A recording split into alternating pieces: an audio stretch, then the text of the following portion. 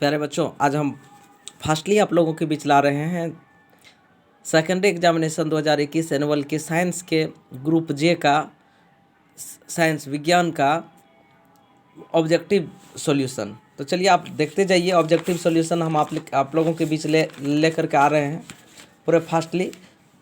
हो सकता है एक दो क्वेश्चन में मिस्टेक आ जाए, कोई दिक्कत नहीं, उसको आप लोग इग्नोर करके चलेंगे, क्योंकि आपको 40 क्वेश्चन के ही केवल सही जवाब देने हैं और आप देख लेंगे। एक बार देखते जाइए। तेलीय कागज होता है, तेलीय कागज होता है, हम बोले थे कि तेलीय कागज पारभासी होता है, जिसको हम लोग पारभाषक भी कह सकते हैं। ट्रांसुलेंस, ये तेलीय कागज सी नंबर तेलीय कागज होता है, तो इसका सी नंबर हम आंसर दे सकते हैं। एक सेकेंड, अगला क्वेश्चन है आपका, लेंस द्वारा उत्पन्न आवर्धन का एसआई इकाई क्या है? लेंस द्वारा उत्पन्न आवर्धन का, लेंस द्वारा जो आवर्धन उत्पन्न होता है उसका एसआई मात्रक क्या होता है? लेंस द्वारा उत्पन्न आवर्धन का एसआई मात्रक, मात्रक विहीन, सॉरी, लेंस द्वारा, यहाँ पर मिस्टेक लिखा हुआ है, इसमें टिक गलत लगा हुआ है। लेंस द्वारा उत्पन्न आवर्धन की इकाई, हाँ रियल। अगर आवर्धन बोला जाए तो आवर्धन में देखिए होता क्या है, आवर्धन में वस्तु की ऊंचाई और प्रतिबिंब की ऊंचाई रहती है, तो वस्तु की ऊंचाई और प्रतिबिंब की ऊंचाई के अनुपात को हम लोग आवर्धन कहते हैं। तो जब वस्तु और प्रतिबिंब की ऊंचाई का अनुपात कुछ बचा ही नहीं, तो आवर्धन का माने लेंस का आवर्धन का जब ऐसा ही मात्रक बोलेंगे तो मात्रक विहीन बोलेंगे। डी नंबर सही है। चलिए नेक्स्ट क्वेश्चन, प्रकाश की चाल विभिन्न माध्यम में डैश होता है, विभिन्न होता है।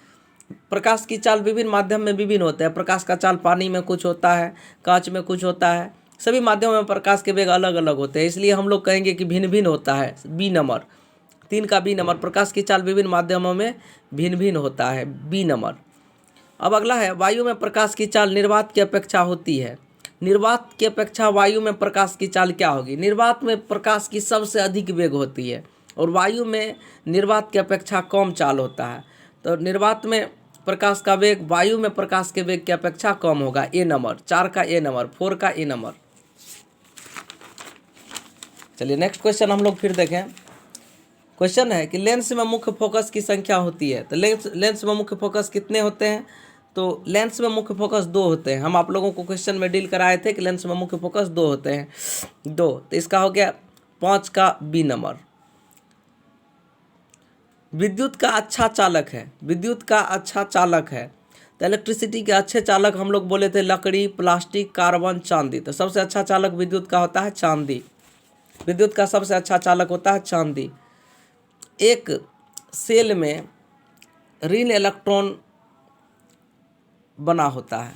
ऋण इलेक्ट्रॉन किसका बना होता है? तो ऋण इलेक्ट्रॉन सेल में तांबा का कि कार्बन का कि जस्ता का कि इनमें से कोई नहीं, तो जस्ता का। हम लोग बोले थे कि ऋण इलेक्ट्रॉन जब भी सेल में बनते हैं तो वह जिंक का ही बनेगा, जस्ता का ही बनेगा। 1 जूल का मान होता है, 1 जूल 4.18 कैलोरी, सही है। 1 जूल का मान 4.18 कैलोरी होगा, बी नंबर। और इसका होगा 7 का सी नंबर। 9 में चलिए, दाढ़ी बनाने के लिए कौन सा दर्पण प्रयुक्त होता है? तो दाढ़ी बनाने के लिए अवतल दर्पण का यूज हम लोग करते हैं, 9 का सी नंबर।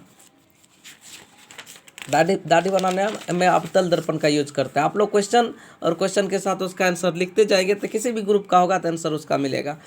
श्वेत प्रकाश वर्ण क्रम में किस रंग की किरण का विचलन अधिक होता है? तो किस रंग के किरण का विचलन सबसे अधिक होता है? तो बैगनी रंग के किरण का विचलन सबसे अधिक होता है। सबसे कम होता है विचलन लाल रंग का और अधिक होता है बैगनी रंग का।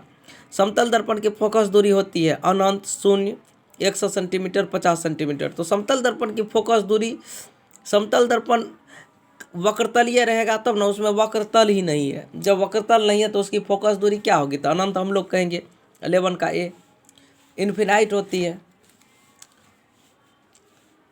अवतल दर्पण के सामने वस्तु को कहाँ रखा जाए ताकि प्रतिबिंब उल्टा, वास्तविक और वस्तु के समान आकार का बने?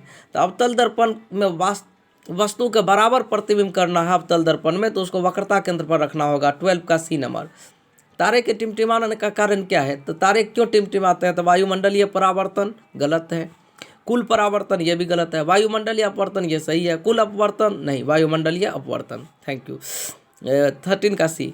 14 में मानव नेत्र के लिए दृष्टि का अस्थायित्व होता है। मानव नेत्र के लिए दृष्टि का अस्थायित्व होता है। तो मानव नेत्र के लिए दृष्टि का अस्थायित्व कितना होता है?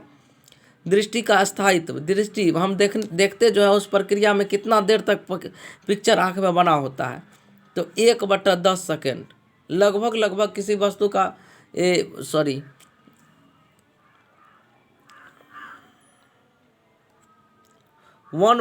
सेकेंड, 1/6 सेकेंड, 14 का सी नंबर, 6 सेकेंड तक, सेकेंड के 6वें भाग तक बना रहता है।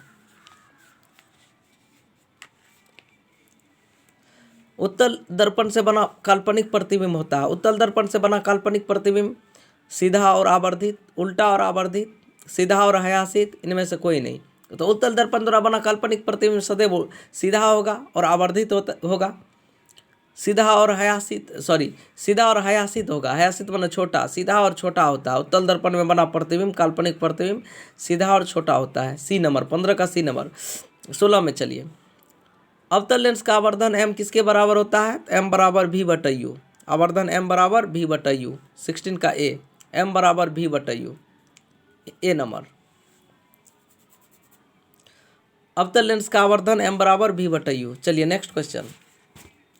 श्वसन के अंतिम उत्पाद हैं। श्वसन के अंतिम उत्पाद, तो श्वसन में जो है H2 और CO2, H2O प्लस CO2, थोड़ा थोड़ा नमी भी निकलता है और कार्बन डाइऑक्साइड भी निकलती है। तो श्वसन के अंतिम उत्पादन CO2 और H2O दोनों होगा, ए नंबर।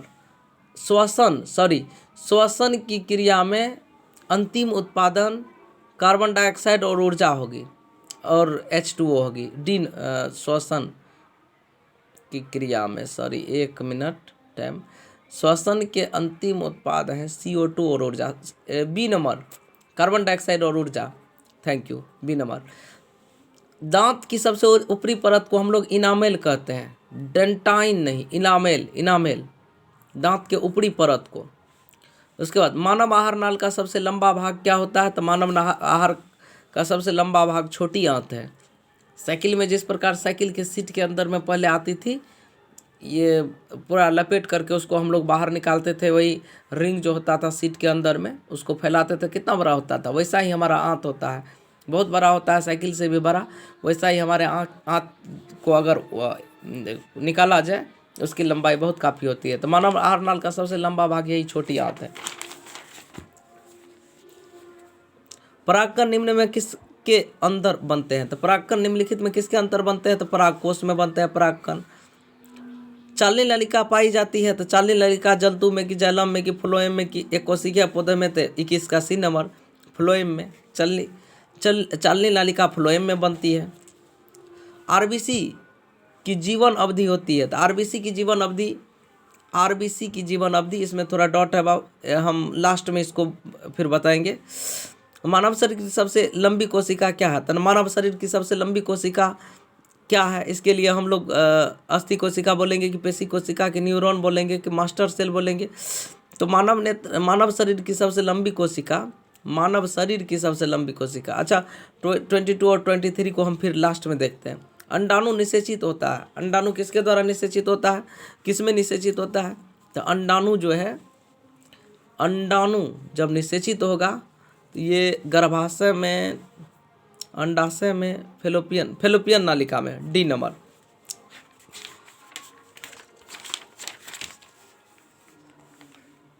विद्युत चुंबक बनाने के लिए किस पदार्थ के छड़ का उपयोग होता है? तो नरम लोहे की छड़ का। जब किसी चालक तार से विद्युत धारा प्रवाहित होती है तो गतिशील कण क्या है? तो चालक से जब विद्युत धारा प्रवाहित होती है तो गतिशील कण इलेक्ट्रॉन है। ओम का नियम V बराबर IR, ओम का नियम। विभवांतर का ऐसा ही मात्रक क्या होता है? तो वोल्ट होता है। आमीटर का प्रतिरोध होता है, आमीटर को हम लोग जोड़ते हैं। देखिए, वोल्ट मीटर को हम लोग समांतर क्रम में जोड़ते हैं, आमीटर को हम लोग श्रेणी क्रम में जोड़ते हैं। तो जिसको श्रेणी क्रम में जोड़ा जाएगा तो उसका प्रतिरोध न्यूनतम हो जाएगा, इसमें छोटा होता है।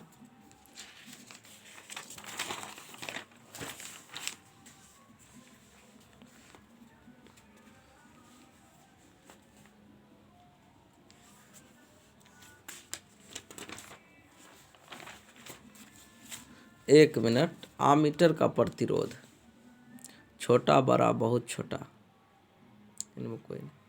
अच्छा चलिए, इस कन्फ्यूजन को भी हम लोग दूर करेंगे। नेक्स्ट, विद्युत बल्ब का फिलामेंट निम्न में से किस धातु का बना होता है? तो टंगस्टन धातु का। रियोस्टेट का उद्देश्य क्या है? रियोस्टेट के बारे में हम एक रोज बोले थे। रियोस्टेट क्या है? रियोस्टेट धारा का परिमाण में वृद्धि, धारा का परिमाण में कमी, धारा का परिमाण में वृद्धि या कमी, धारा का परिमाण में वृद्धि या कमी। सी नंबर। रियोस्टेट का मतलब हुआ धारा में के परिमाण में वृद्धि या कमी करना। रियोस्टेट प्रतिवर्ती धारा जिसको हम लोग बोलते हैं, रियोस्टेट जिसको बोलते हैं। विद्युत आवेश का ऐसा ही मात्रक होता है, विद्युत आवेश का कूलम। बुझा हुआ चूना CaO कैल्शियम ऑक्साइड, CaOH का होल 2 बिना बुझा हुआ चुना हुआ, CaO कैल्शियम ऑक्साइड बुझा हुआ चुना हुआ। निम्न में कौन भस्म नहीं है? भस्म नहीं है।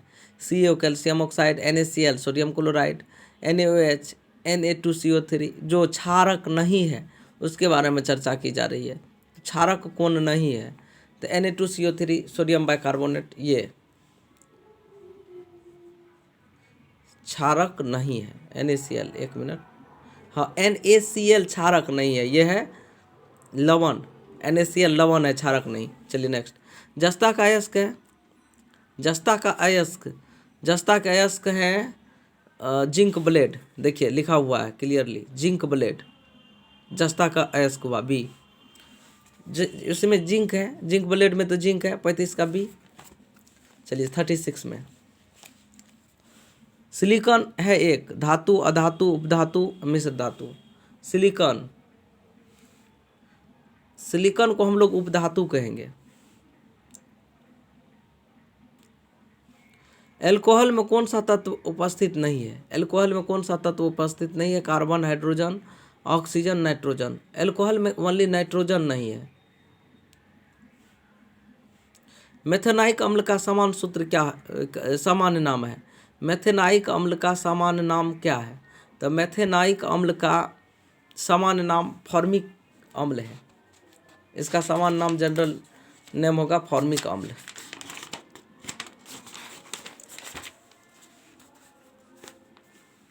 स्वपोषी पोषण के लिए आवश्यक है। स्वपोषी पोषण के लिए क्या आवश्यक है? तो स्वपोषी पोषण के लिए क्लोरोफिल की भी आवश्यकता है, कार्बन डाइऑक्साइड तथा जल की आवश्यकता है, सूर्य के प्रकाश का भी उपस्थिति होना चाहिए। इनमें सभी हो गया। मैग्नीशियम पाया जाता है, मैग्नीशियम